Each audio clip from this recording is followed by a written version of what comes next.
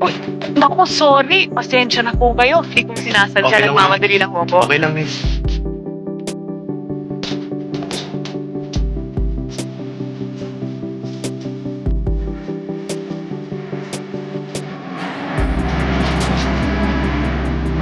Kamusta naman ang wallet? Binibilang ko na nga eh. Palagi ko, okay na to. Alam mo, palagay ko, partner. Kit tayong dalawa. Nakadalawang venture na tayo sa isang araw. Pareho pang success. 450. Ayos na ito. May pangapunan na. May pang-hotel pa. Ano? Paki-rewind nga. Ano pang hotel? Pambihira ka naman talaga, oo. Mantagal na kami mag-shota ni Cesar pero ni minsan di niya ako ginalaw. Dalaga pa ako, no? Hindi importante sa akin kung dalaga ka o dala ka na. Kaya tayo nandito para magpahinga. Eh, paano nga ako matutulog? Iisa lang ang kama. Pambihira ka naman. Ilang kama ba ang gusto mo?